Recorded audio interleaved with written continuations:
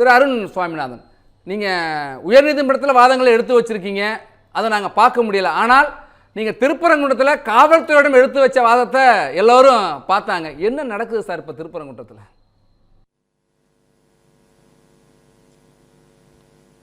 Sir, திருப்பரங்குன்றத்தை பொறுத்த வரைக்கும் sir, நம்ம நீதிமன்றத்தில் ஒரு வாதங்களை சொல்லும்போது அதை வந்து ஒரு மீடியாவுக்கு ரொம்ப கேர்ஃபுல்லாக சொல்லணும். அது எல்லாருக்குமான அது டியூட்டி அது. ஏன்னா மக்களுக்கு வந்து என்ன நடக்குதுங்கிறது தெரியல.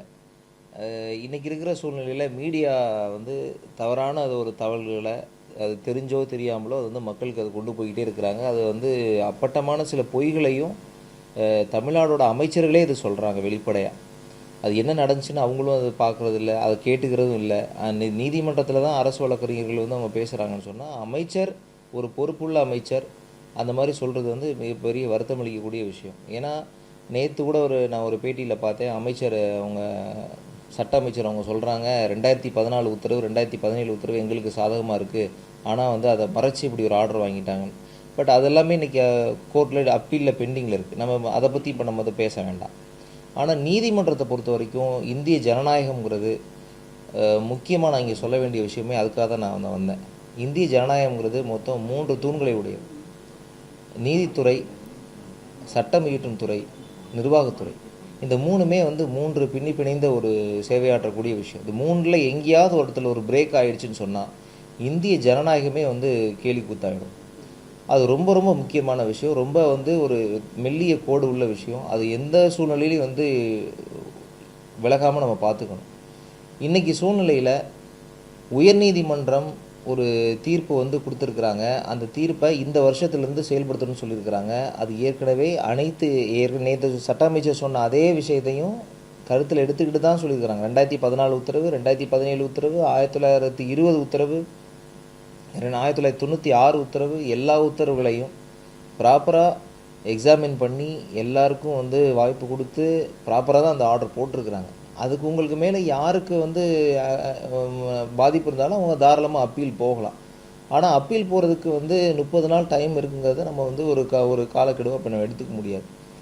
ஒரேனா திருப்பரங்குன்றம் தீபம் வந்து 3ஆம் தேதி அன்னைக்கு நடக்க போகுதுங்கும்போது, இப்போ ஒரு உதாரணத்துக்கே சொல்கிறேன், நாளை மறுநாள் வந்து ஒரு பையனுக்கு வந்து ஒரு எக்ஸாம் இருக்குது, யூபிஎஸ்சி எக்ஸாம் இருக்குது. அந்த பையன் வந்து ஒரு எக்ஸாம் எழுத போகிறான். அவனுக்கு வந்து அந்த எக்ஸாம் ஹால் டிக்கெட் இன்னும் டவுன்லோட் ஆகலை, ஏதோ ஒரு பிரச்சனை வருது, இமீடியட்டாக ஹைகோர்ட்டுக்கு வரா. அப்படி அப்போ கோர்ட் என்ன சொல்லுது, இமீடியட்டாக அவனுக்கு வந்து எக்ஸாம் எழுத பர்மிஷன் கொடுங்க அப்படின்னு சொல்கிறாங்க. அப்போது நீங்கள் அந்த 30 நாள் எனக்கு டைம் இருக்குதுன்னு அவனை வந்து நீங்கள் நிப்பாட்டினீங்கன்னு சொன்னால் அவனுடைய வாழ்க்கை எப்படி கேள்விக்குறியாகாதா? இதே சேம் மெத்தட் தான். நீதிமன்றத்தை பொறுத்த வரைக்கும் 30 நாளுங்கிறது லிமிட்டேஷன் பீரியடே தவிர அதை கண்டிப்பாக அதை எடுத்துக்கணுங்கிற கட்டாயம் இல்லை. இது எல்லாருக்குமே தெரிஞ்ச விஷயம். இன்னொரு விஷயம், முக்கியமான விஷயம், மலை உச்சியில் உள்ள அந்த தூண் வந்து சர்வே கல்லுன்னு சில பேர் இப்போ வந்து அது ஒரு வாதமாக சொல்கிறாங்க. தமிழ்நாடு நம்ம ஃபாலோ பண்ணுற சர்வே மெத்தட் வந்து ஆங்கிலேயோட சர்வே மெத்தட். அதில் குறிப்பிட்டு வந்து சர்வே கல் எப்படி இருக்கும், பாறைகளில் சர்வே எப்படி பண்ணணும், அந்த மினிமம் சர்வேன்னு அதை சொல்லுவாங்க, அதை மினிமம் சர்வே ஃபீல்டுன்னு சொல்லுவாங்க. அந்த மினிமம் சர்வே ஃபீல்டை பொறுத்த வரைக்கும் பாறையில் எப்படி வந்து அதை மார்க் பண்ணணும், இது எல்லாமே இருக்குது. பாறையில் எந்த பாறையிலையும் போய் கல் ஊன்ற வழக்கம் கிடையாது. அதில் வந்து ஒரு மார்க் பண்ணி ரவுண்ட் பண்ணுவாங்க. அது வந்து அதுதான் வந்து முறை. 7 அடி உயரம் 8 அடி உயரத்தில் அந்த தூண் உயரம் இருக்குது. அந்த உயரத்துக்கு யாரும் கல் ஊன்ற கிடையாது. அது வந்து ஒரு ஆதி காலத்தில் உள்ள ஒரு ஏற்றப்பட்ட அமைப்புடைய கல். அந்த கல்லோடைய உச்சியில் நானே போய் ஏறி பார்த்துருந்துருக்கேன். அந்த கல்லோட உச்சியில் அதுக்கு மேலே கல் அந்த தீபத்துக்கான அந்த மேலே வைக்கிறதுக்கான அமைப்பை ஏற்படுத்தியிருக்கிறாங்க. அதில் ஒரு ஹோல் இருக்குது, அது மேலே வந்து வச்சா தான் அது ஃபிக்ஸ் ஆகும். ஆனால் அது வந்து காலப்போக்கில் அந்த ஹோலை வந்து யாரும் எடுத்து தள்ளிட்டாங்களா இல்லை இடிச்சு தள்ளிட்டாங்களான்னு தெரியாது. அந்த மேலே உள்ள தீபம் ஏற்றுற அந்த பகுதி மட்டும் இல்லை.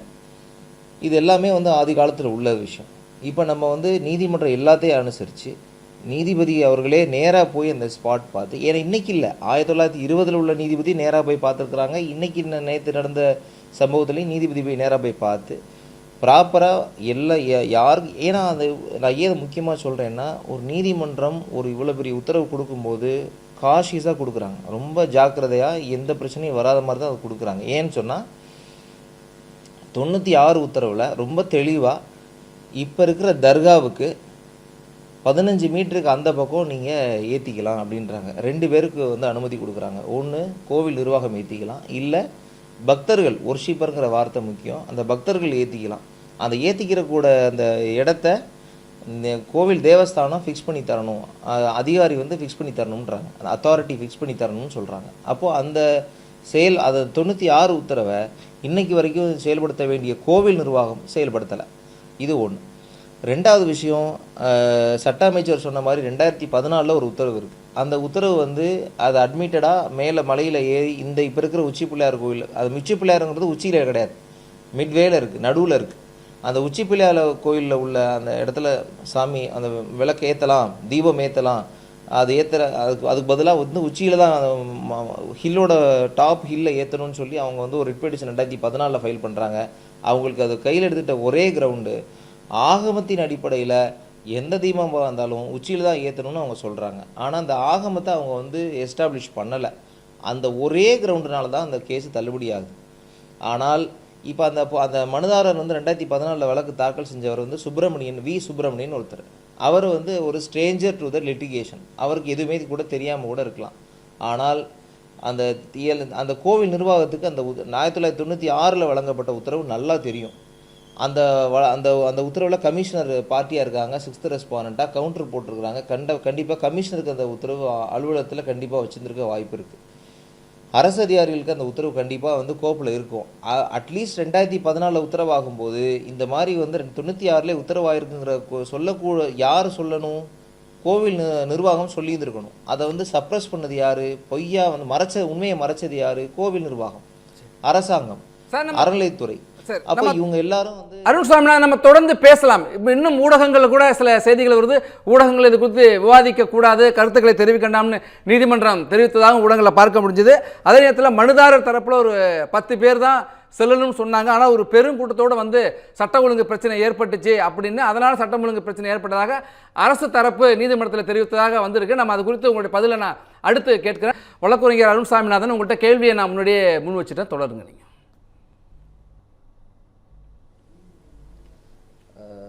சார், நான் இப்போ வந்து கொஞ்ச நேரம் முன்னாடி பேசின மாதிரி நீதிமன்றத்தை பொறுத்த வரைக்கும் ஒரு நீதிபதிங்கிறவங்க ஏன்னா அவங்களும் ஒரு கான்ஸ்டியூஷன் அத்தாரிட்டி. அவங்க வந்து அரசியலமைப்பு மூலமாக வந்து ஒரு உறுதிமொழி எடுத்துகிட்டு தான் வந்திருக்கிறாங்க. யாருக்கும் ஃபேவராகவோ இல்லை வந்து எகென்ஸ்டாவோ இருக்கக்கூடாதுன்ற அந்த ஒரு உறுதிமொழி. அது எந்த விஷயத்துக்கும் பயப்பட மாட்டோங்கிறதும் வந்து அவங்க உறுதிமொழி எடுத்துருக்குறாங்க. இப்போ என்ன சூழ்நிலை நடந்துகிட்ருக்குன்னு சொன்னால், ஒரு நீதிபதியை ரொம்ப அவருடைய எல்லைக்கு மீறி வந்து அவங்களோட ஜாதியை வந்து வன்மமாக வந்து சொல்லி திட்டுறதும், அதன் மூலமாக வந்து அவங்கள தரக்குறைவாக பேசுகிறதும், அவங்களோட ஜாதியை வந்து அவ்வளோ ஒரு மோசமான ஒரு நிலையை சொல்லி வந்து இதன் மூலமாக வந்து அவங்களுக்கு ஒரு வெளிப்படையான ஒரு பயத்தை உருவாக்குறாங்க. இது உயர்நீதிமன்ற நீதிபதிகளுக்கே இந்த நிலைமைன்னு சொன்னால், இவங்களுக்கு கீழே டிஸ்ட்ரிக்ட் ஜட்ஜ் இருக்காங்க, அவங்களுக்கு கீழே சப் ஜட்ஜ் இருக்கிறாங்க, அவங்களுக்கு கீழே வந்து மேஜிஸ்ட்ரேட்ஸ் இருக்கிறாங்க. அப்போ அவங்களோட நிலைமையெல்லாம் இன்றைக்கி எப்படி வந்து ஒரு சுதந்திரமாக ஒரு நீதித்துறை செயல்பட முடியும்? அப்போ இது வந்து மிகப்பெரிய ஒரு அச்சுறுத்தல். இன்றைக்கி கூட நீதிமன்றத்தில் நீதிபதிகள் சொன்ன விஷயம் என்னென்னா, எல்லாத்துக்கும் ஒரு வரமுறை உண்டு. ஏன்னா ஒரு மீடியா இருக்குது, ஒரு போஸ்ட் கார்டு இருக்குங்கிறதுனால என்ன வேணால் நீதிபதிகளை பற்றி வந்து தரக்குறைவாக பேசலாம். இல்லை, ஏன்னா உங்களுக்கு என்ன உரிமை இருக்கோ தாராளமாக அப்பீல் போய்க்கலாம். இல்லை, என்ன சட்டத்தின் ஆட்சியில் சட்டத்தின்படி தான் நடந்தாகணும். அதை மீறி வந்து அவங்கள வந்து ஒரு குறிப்பிட்டு ஒரு வரையறைக்குள்ளே அவங்கள கொண்டு வந்து திட்டமிட்டு அவங்கள வந்து துன்புறுத்துறது, இது வந்து மிகப்பெரிய வந்து ஜனநாயகத்தோட கேலிக்கூத்து. இதை வந்து திட்டமிட்டு தமிழ்நாடு அரசாங்கமே செய்கிறது மிகப்பெரிய வந்து கண்டிக்கத்தக்க விஷயம். அதையும் விட முக்கியமான விஷயம், நேற்று நடந்த விஷயத்தில் உயர்நீதிமன்றம் வந்து 1க்கு 3 முறை உத்தரவிட்டோம். ஆனால் மாநகர காவல்துறை தமிழ்நாடு அரசாங்கத்துடைய கைப்பாவையா தன்னோட அதிகாரத்தை மீறி உயர்நீதிமன்ற உத்தரவுக்கு எதிராக கூட 144 உத்தரவு போட்டதையும் வந்து டிவிஷன் பெஞ்சில் வந்து நம்ம ரத்து சொல்லியிருக்கிறாங்க. மாண்புமிகு தனி நீதிபதி வந்து ரத்து செஞ்சுருக்கிறாங்க. அப்போது இன்றைக்கி இருக்கிற சூழ்நிலையில் நீதிபதிகள் எல்லாருமே நம்மளுக்கு எதுக்கடா வம்பு, நியாயமான தீர்ப்பை கூட கொடுக்கறதுக்கு அச்சப்படுவாங்க. அப்போது அந்த நீதித்துறையோட சுதந்திரம் கேள்விக்குறியாகும். அப்போ அருண் சாமிநாதன், நீதிபதிகளுக்கு அச்சுறுத்தலுக்கு உள்ளாகி இருக்காங்கன்னு சொல்கிறீங்க. இப்போ அரசு தரப்பு, இப்போ நீங்கள் கூட நேற்றும் அங்கே திருப்பரங்குன்றத்துக்கு போயிருந்தீங்க, முந்தா நாளும் போயிருந்தீங்க, பார்த்த நேரலையில். இப்போ அரசு தரப்பில் மேல்முறையீட்டில் என்ன சொல்லியிருக்காங்க அப்படின்னா, அந்த தீர்ப்பில், தனி நீதிபதியோட தீர்ப்பில் மனுதாரரோடு 10 பேர் மட்டும்தான் போகலான்னு சொன்னாங்க. ஆனால் அவர் ஒரு பெரும் கூட்டத்தோடு வந்தார். காவல்துறையை நேற்று சொன்னது, முந்தா நாள் சொன்னது என்ன சொன்னாங்கன்னா, சட்டம் ஒழுங்கு, எங்களுக்கு சட்டம் ஒழுங்கு தான் முக்கியம் அப்படின்னு சொன்னாங்க. அதனால தான் 140 தடை உத்தரவும் பிறப்பிக்கப்படும் சொல்கிறாங்க. இப்போ நீதிமன்றத்தினுடைய தீர்ப்பை, உத்தரவை மீறி 10 பேருக்கு மேலே அங்கே போனாங்களா? நான் நேற்று கூட நீங்கள் வந்து லைவில் தான் பார்த்துருப்பீங்க எவ்வளோ பேர் இங்கே நடந்து போனாங்க. முந்தா நேற்று கூட வந்து கூட்டமே கிடையாது. நாங்கள் போய் நின்ற டயத்தில் ஏன்னா கோர்ட்டில் வந்து தீர்ப்பான டைம் சரியாக மாலை வந்து 6 மணி 8 நிமிஷம், நைட்டு சாயந்தரம் 6-8 மணிக்கு முடிஞ்சு நாங்கள் இங்கேருந்து திருப்பரங்குன்றம் ஹைகோர்ட்லேருந்து போகும்போது கிட்டத்தட்ட ஒரு 45 நிமிஷம் 1 மணி நேரம் ஆச்சு டிராஃபிக். நாங்கள் இங்கே போகிறதுக்கு தோராயமாக ஒரு 8:15 மணி 8:30 மணி ஆயிடுது. 8:30 மணிக்கு இங்கே சும்மா ஒரு 50 பேர் கூட இங்கே நிற்கல. எல்லோரும் அந்த இடத்துல ஃபுல்லாக பேரிங் கார்டு போட்டு லாக் பண்ணியிருந்தாங்க. யாருமே இல்லை. ஏன்னா உயர்நீதிமன்றத்தோட உத்தரவை 1ஆம் தேதி போட்ட உத்தரவை 3ஆம் தேதி செயல்படுத்துறதா வந்து சொல்லியிருந்தாங்கன்னு சொன்னால் அங்கே வந்து தள்ளுமுள்ளுக்கு வேலை கிடையாது, மக்கள் வந்திருக்க மாட்டாங்க. எல்லாரும் வந்து ரொம்ப சந்தோஷமாக எல்லோரும் வீட்டு வாசல்லேருந்து விளக்கேற்றுறதுக்கான ஒரு ஆயத்தமான சூழ்நிலையை திட்டமிட்டே தமிழ்நாடு அரசாங்கம் காவல்துறை மூலமாக வந்து தடுத்து இருந்துச்சு. இதுதான் அதுக்கான பிரச்சனை. ஆனால் நாங்கள் போகும்போது அங்கே யாருமே இல்லை. ஆனால் அதையும் வந்து நீதிமன்றத்தில் பொய் தான் சொன்னாங்க. கோர்ட்டில் வந்து கவர்மெண்ட் லீடர்ஸ் நாங்கள் தான் அது வந்து அவ்வளோ பேரை கூட்டிகிட்டு போனோன்னு. அடுத்த நாள் சரி பார்க்குறோம். நேற்று வந்து பார்க்கும்போது நேற்று பௌர்ணமி கிரிவலம், ஒரு நாளும் ஒவ்வொரு மாதமும் வந்து பௌர்ணமி கிரிவலத்துக்கு பலாயிரம் மக்கள் வந்து கிரிவலம் சுற்றுவாங்க. அவங்க பாடு போய்கிட்டே இருக்கிறாங்க. எந்த பிரச்சனையுமே கிடையாது. நான் உட்பட ஒரு 3 மனுதாரர் மட்டும் தான் அந்த இடத்துல ஸ்பாட்டில் நிற்கிறோம். எல்லா மனுதாரர்களையும் அங்கங்கேயே வந்து நிப்பாட்டிட்டாங்க. ஏன்னா நாங்கள் இங்கேருந்து கோர்ட்டில் வந்து 144 உத்தரவு ரத்து செஞ்சிச்சுன்னு சொன்னதுக்கப்புறம் தான் நாங்கள் போகும்போது டெப்டி கமிஷனர் என்ன செய்கிறாரு, 144 இன்னும் லைவில் தான் இருக்குது, நாங்கள் உங்களோட உத்தரவுக்கு மேலே நாங்கள் அப்பீல் போகிறோம் அப்படின்னு சொல்லிட்டாங்க. அப்போ நாங்கள் போகும்போது 4 பேர் தான் இருக்கிறோம், கூட யாருமே இல்லை. அதுக்கப்புறம் தான் இவங்க ஸ்டாப் பண்ணி குறுக்க பஸ்ஸை நிப்பாட்டி, அதுவே வந்து சின்ன ரோடு தான் அது, கிரிவீதி, அதில் 2 பஸ்ஸை 2 பக்கம் நிப்பாட்டி யாரும் மக்கள் போக விடாமல் ஒரு அசாதாரணமான சூழ்நிலையை வந்து காவல்துறை திட்டமிட்டு உருவாக்குச்சு. அப்போது இதன் மூலமாக வந்து நம்ம இதை எப்படி வந்து எல்லாமே நாங்களும் முடிஞ்சாலும் வீடியோ எடுத்திருக்கோம். நேற்று வந்து மீடியாஸ் எல்லாருமே நீங்கள் சாட்சி இருக்கீங்க. இது எப்படி நம்ம வந்து திட்டமிட்டு உருவாக்கணும்னு சொல்ல முடியும்? இது வந்து திட்டமிட்டு காவல்துறை மூலமாக குறிப்பாக நீதிமன்றங்களுக்கு கொடுக்கப்படுற ஒரு எச்சரிக்கையாக தான் நான் அதை பார்க்குறேன். நான் இது வந்து ஒன்று நாங்கள் சொல்கிறத கேட்கணும் நீதிமன்றம், இல்லைன்னு சொன்னால் எங்களால் என்ன வேணால் செய்ய முடியுங்கிறது இந்த எச்சரிக்கையாக தான் நான் அதை பார்க்குறேன். நான் இதன் மூலமாக இனிமேல் இதை வந்து அனுமதிச்சோம்னு சொன்னால் இனிமேல் நீதிமன்றங்கள் சுதந்திரமாக செயல்படவே முடியாது. அதுக்கான சூழ்நிலையை, அதற்கான முன்னுதாரணத்தை இந்த இப்போ இருக்கிற தமிழ்நாடு அரசாங்கம் செஞ்சிட்டு இருக்குது. இது வன்மையாக கண்டிக்கத்தக்கது, வன்மையான கண்டனத்துக்குரியது. பேசலாம், நம்ம தொடர்ந்து பேசலாம். நம்மோடு மீண்டும் வழக்குரைஞர் இருந்திருக்கார். சார், இப்போ ஒரு விஷயம், நீங்கள் நீதிபதிகள் அச்சுறுத்தலுக்கு உள்ளாயிருக்காங்கன்னு சொன்னீங்க. ஆனால் அரசு தரப்பில் மேல்முறையீட்டில் என்ன சொல்லியிருக்காங்கன்னா, தனி நீதிபதியுடைய உத்தரவு தான் சட்டம் ஒழுங்கு பிரச்சனை ஏற்படுறதுக்கு காரணமாக அமைஞ்சிருக்குன்னு சொல்கிறாங்க. அது ஒன்று. இன்னொன்று, சிவஸ்ரீ பிச்சை குருக்கள் பிள்ளையார்பட்டியிலேருந்து அவர் ஒரு அறிக்கையை வெளியிட்டிருக்காரு. சிவ ஆகமங்களில் கூறியபடி திருக்கார்த்திகை தினத்தன்று மட்டும்தான் திருக்கோயிலில் தீபமேற்றி வழிபடுவது வழக்கம் என்பதையும் இதர நாட்களில் இவ்வழிபாடு செய்வது வழக்கத்திற்கு மாறானது என்று அவர் அறிவிச்சிருக்கார். இல்லை, அது அந்த உத்தரவை நான் எப்படி அந்த அவருடைய கடிதத்தை நான் எப்படி பார்க்குறேன்னா, அந்த கடிதத்தை நான் படித்தேன். நான் திரு சிவஸ்ரீ பிச்சை குருக்கள் வந்து அவங்க நல்லா எனக்கு அறிமுகமானவங்க. அவங்க வந்து தமிழ்நாடு அரசாங்கத்துடைய ஹெச்ஆர்என்சி போர்டில் ஹை லெவல் போர்டு இருக்குல்ல, ஹை லெவல் கமிட்டி, மாநில வல்லுநர் குழுவில் அவர் வந்து அவங்க ஒரு உறுப்பினராக இருக்கிறாங்க. தமிழ்நாடு அரசாங்கம் நம்ம நேற்று என்ன செஞ்சிச்சுங்கிறத இந்த உலகமே பார்த்துச்சு.